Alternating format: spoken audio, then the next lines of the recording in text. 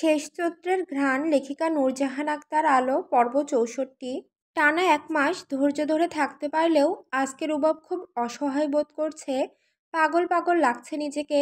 বুকের ভেতর এত জ্বলছে যে জ্বালাপোড়া তীব্রতা অসহনীয় পর্যায়ে চলে যাচ্ছে। সে আর না পেরে মায়ের কোলে মুখ লুকিয়ে কেঁদে ফেলল। শতরূপা চৌধুরীও পাথর হয়ে চুপ করে বসে আছেন।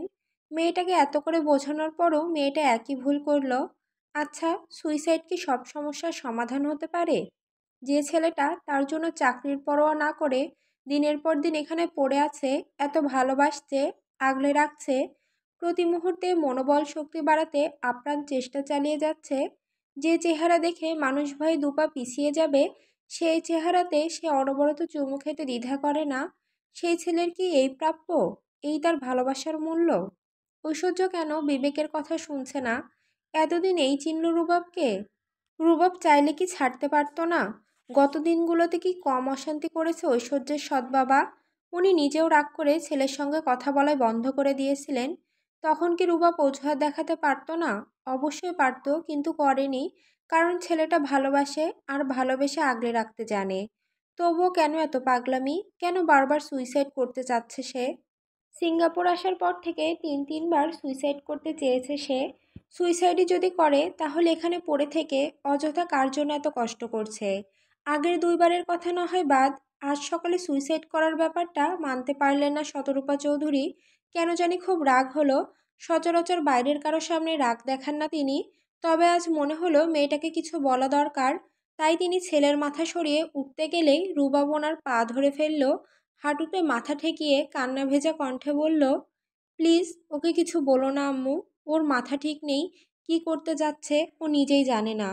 বোকাটা আমার ভালোর জন্যই আমার থেকে দূরে পালাতে চাচ্ছে, অথচ একবারও ভাবছে না তার মধ্যে আমার সব ভালো থাকা।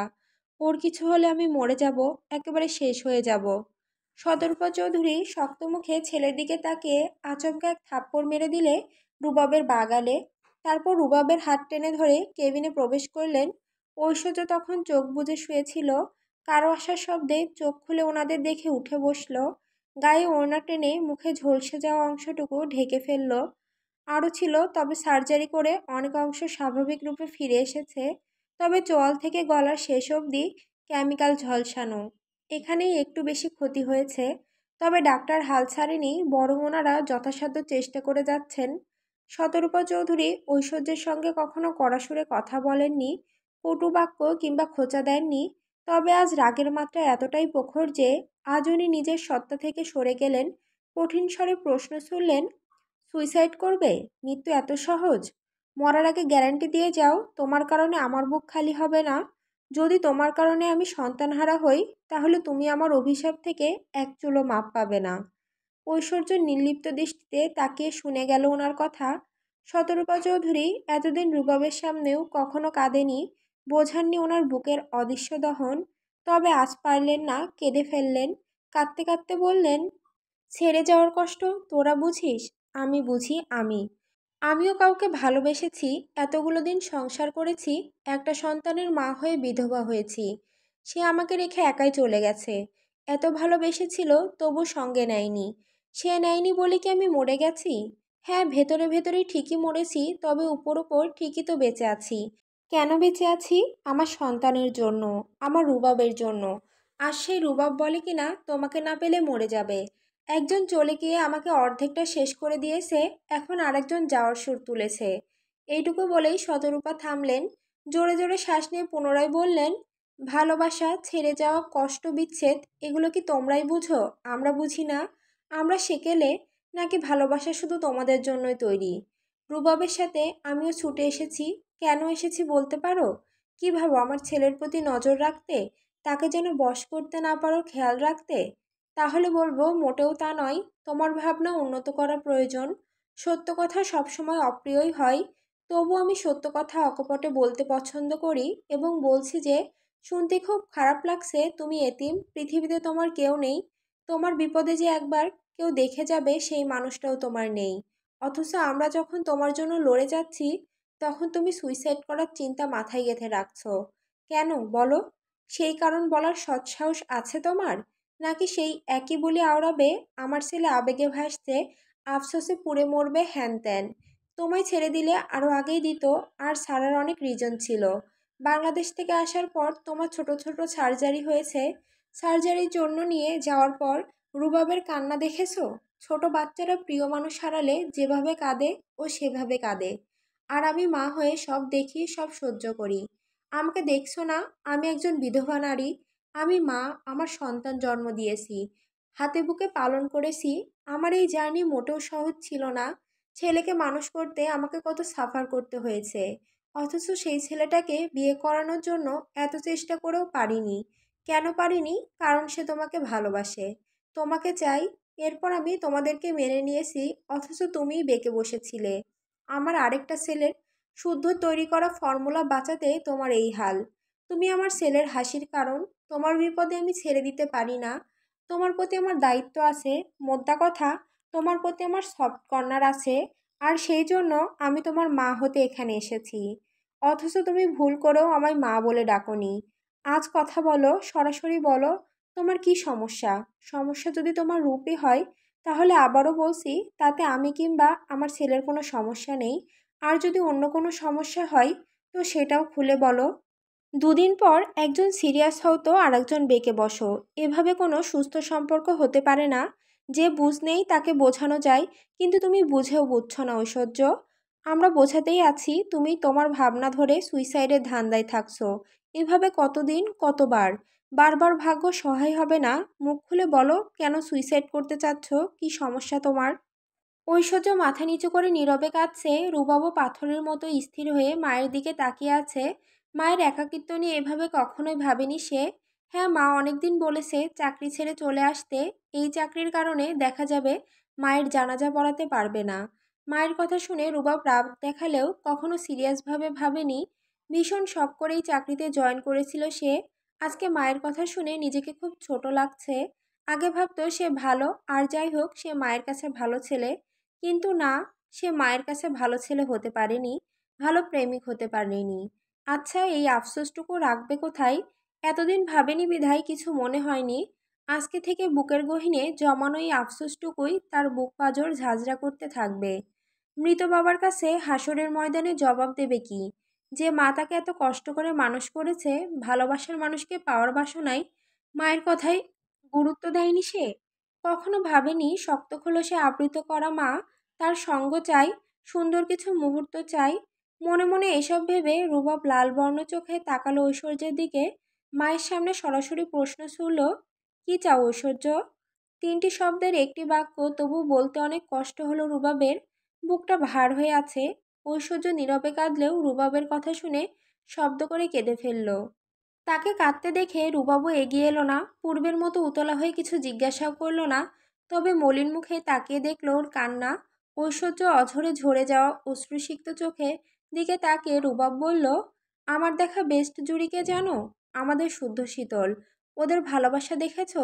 ঝগড়া, মারামারি, খুনসুটি, ভালোবাসা, কোনো কিছুর কমতি নেই। শুদ্ধ বুঝদার আর শীতল চঞ্চল, অবুঝপনা জেদি। শীতল যত ভুলই করুক সেই ভুলের বিচার শুদ্ধ করে, যা শাস্তি দেওয়ার সে দেয়। বাড়ির কেউ যদি মারে বা বকে, শুদ্ধ রেগে যায়। আবার শুদ্ধের পাশে বসলে বা শুদ্ধর জিনিস বাইরের কেউ নিলে শীতলের মুখের দিকে তাকানো যায় না। বাধা বিপত্তির পর শীতল মাঝরাতে আবদার করেছে বিয়ে করবে। শুদ্ধ মাঝরাতেই বাড়ির সবাইকে হাজির করেছে। হাসপাতালে বিয়ের সঙ্গে সঙ্গে নিশ্চিন্তে ঘুমিয়ে গেছে, কারণ তার হারানোর ভয় নেই। তুমি মাঝে মাঝে শীতলের মতো অবুঝ কেন হও না ঐশ্বর্য? কেন কারণে অকারণে আবদার করো না? কেন জেদ করে বলো না বিয়ে করার কথা? তুমি ম্যাচিওর, স্বর্ণ ম্যাচিওর। তোমরা আগে পিছে শত শতবার ভাবো। এত ভাবতে বলে কে তোমাদের? তোমরা ম্যাচিওর বলেই আমায় আর সায়ন ভাইকে শুদ্ধ গোহারান হারিয়ে দিয়েছে। চোখে আঙুল দিয়ে বারবার দেখিয়ে দিয়েছে, ম্যাচিওর হলেই হয় না, অধিকার খাটিয়ে চাইতেও জানতে হয়। যেটা শীতল তোমাদের ছোট হয়েও খুব ভালো পারে। সে দুনিয়াদারি সম্পর্কে বোঝে কম, তবে তার ছোট্ট পৃথিবীতে শুদ্ধ সব কিছুর আগে। রুবাব থামল, হাতের কনিষ্ঠ আঙুল দিয়ে চোখের কোণা মুছে পুনরায় বলল, আমি তোমাকে চাই ঐশ্বর্য। এই অ্যাক্সিডেন্টের আগে যেভাবে চাইতাম, ঠিক সেভাবেই চাই। তোমার ঝলসানো চেহারা নিয়ে আমার আক্ষেপ নেই, অভিযোগ নেই। মন খারাপও হয় না, তবে তোমাকে কষ্ট পেতে দেখলে কষ্ট পাই। স্বাভাবিক হও। তুমি বুঝদার হয়ে কেন পাগলামি করছো ঐশ্বর্য? শীতল অসুস্থ হয়ে শুদ্ধকে ছিনিয়ে নিয়েছে, আর তুমি অসুস্থ হয়ে আমার থেকে পালাতে চাচ্ছ? আমি তুলনা করছি না, তবে আজকে না বলেও পারছি না। এইটুকু বলেই রুবাব শার্টের হাতায় চোখ মুছল। পকেট হাতড়ে ফোন বের করে সময় দেখে পানির গ্লাস আর ওষুধ এগিয়ে দিল ঐশ্বর্যের দিকে। ঐশ্বর্য ওষুধ নিল না, বরং রুবাবের হাতে কপাল ঠেকিয়ে কাঁদতে থাকলো। কান্নাজড়িত সুরে বলতে লাগলো, মা সরি, আর করব না, আর হবে না। নিজেকে অপ্রয়োজনীয় মনে হয়, মাথায় ঘুরপাক খাই, তুমি আমাকে দয়া দেখাচ্ছ। এইটুকু বলে ঐশ্বর্য মাথা তুলে এদিক ওদিক তাকালেও শতরূপা চৌধুরীকে দেখতে পেল না। বেড থেকে নামতে গেলে রুবাব তাকে থামিয়ে দিয়ে বলল, শান্ত হও, আমাকে ইশারা করে জানিয়ে বাইরে গেছে, বুঝেছে আমাদের প্রাইভেসি দেওয়া দরকার। মাকে ডাকো রুবাব, সরি বলতে হবে মাকে। সরিতে কিছু যায় না, তুমি যদি ভুলভাল সিদ্ধান্ত না নাও দেখবে সরিও বলতে হবে না। ঐশ্বর্য একবার তাকিয়ে চট করে রুবাবকে জড়িয়ে ধরল। এত শক্ত করে জড়িয়ে ধরল, রুবাব ঠোঁট কামড়ে ধরে কান্না আটকাতে চেয়েও পারল না। এই একটা মাস চেয়েও ঐশ্বর্যকে বুকে নিতে পারেনি। চেষ্টা করেছে, তবে ঐশ্বর্য ছিটকে সরে সরে গেছে। অবশেষে বুকের মানুষটিকে বুকে ফিরে শান্তি মিলেছে। ঘড়িতে বিকাল 4:30। দুপুরে খেয়ে ভাত ঘুম দিয়ে কেবল উঠেছে সায়ন। সিরাত আর সিতারা কিছু কাজে বাইরে যাবেন, সিমিন বাড়িতে থাকবেন। সায়ন নিচে নেমে ওনাদের তাড়াহুড়ো করে বের হতে দেখে জিজ্ঞাসা করল, কোথায় যাচ্ছ তোমরা? একটু কাজ আছে, বাইরে যাব। তুই কি এখনই বের হবি? সিমিন বিকেলের নাস্তা বানাচ্ছে, খেয়ে বের হবি। একা একা যাবে? কই একা, দুজন যাচ্ছি তো। খুব বেশি পার্সোনাল কাজ, আমি গেলে কিছু হবে? তুই গেলে তো ভালোই হবে। একটু দাঁড়াও, ড্রেস চেঞ্জ করে আসি। কথা বলেই সায়ন রুমে গিয়ে ড্রেস বদলে স্বর্ণের রুমে একবার উকি মারল। স্বর্ণ পেছনে ঘুরে চুলে বিনুনি করছে দেখে দৌড়ে গিয়ে আচমকা দুই গাল চেপে ধরে ঠোঁটে একটা শক্ত কামড় দিয়ে পুনরায় চুমু খেয়েই দৌড়। ঘটনা কি ঘটলো সেটা বুঝতে স্বর্ণের কয়েক সেকেন্ড লাগলো। এদিকে সায়নের টিকিটুকুও নেই, চিহ্ন নেই। স্বর্ণ পুনরায় বাকি বিনুনি গেঁথে রাবার পেঁচিয়ে নিল। তারপর নিচে গিয়ে দেখলো সায়ন ভদ্রবেশে মা চাচির পাশে দাঁড়িয়ে আছে। কে বলবে নিচে নামার সময় কি কাজটা করেছে সে। স্বর্ণমাকে রান্নাঘরে দেখে সেদিকে গেল আর সায়ন মায়ের সাথে বেরিয়ে গেল। ভালো মুডে আসলেও ওনাদের কিসব কেনাকাটা আর দামাদামির বহর দেখে মনে হচ্ছে জীবনে দেখছে। উনাদের ঢিলেমি দেখে সায়ন বলল, আম্মু এদিকে ঢুকলে কেন? শপিং মল তো ওইদিকে। এদিক থেকে কিছু জিনিস কিনে মলে যাব। এই সায়ন, খবরদার বলছি, তাড়া দিবি না। আমরা তোকে ডাকিনি, বরং তুই নিজে থেকে এসেছিস। এসেছি কি সাধে? বাবা চাচারা শেষ বয়সে বউ হারিয়ে ভ্যাভা করে যেন কাদা না লাগে, এজন্যই তো এলাম। ছেলের কথা শুনে সীতারা ছেলের পিঠে একটা মেরে হেসে ফেললেন। তখন কোথা থেকে তিনজন মহিলা উপস্থিত হলো। মুহূর্তে জানা গেল ওনারা সিতারার বাপের বাড়ির প্রতিবেশী। এরপর শুরু হলো মহিলাদের গল্প। কার মেয়ে পালিয়েছে, কার কে মারা গেছে, কার স্বামী কবে বিয়ে করেছে, কার বউ কোন কলমিস্ত্রির সাথে পালিয়েছে। মিনিটের মধ্যেই এসব কাহিনী বলাও শেষ, শোনাও শেষ। ওনাদের গল্পের ধরন দেখে সায়নের মনে হলো এ গল্প ইহজীবনেও শেষ হওয়ার নয়। তাই সে ধীরে ধীরে ফোন স্কল করতে করতে সরে দাঁড়ালো। তবে উপলব্ধি করলো সেই প্রতিবেশী মহিলার সঙ্গে থাকা ওনার ছোট পুত্রবধূ তার আপাদমস্তক দেখছে, বারবার দেখছে। ব্যাপারটা তেমন আমলে না নিলে পরে বুঝলো স্যাঁচরা মেয়ের বদনজরে পড়ে গেছে। সে হাতে থুতু নিয়ে বুকের এদিক ওদিক মুছল।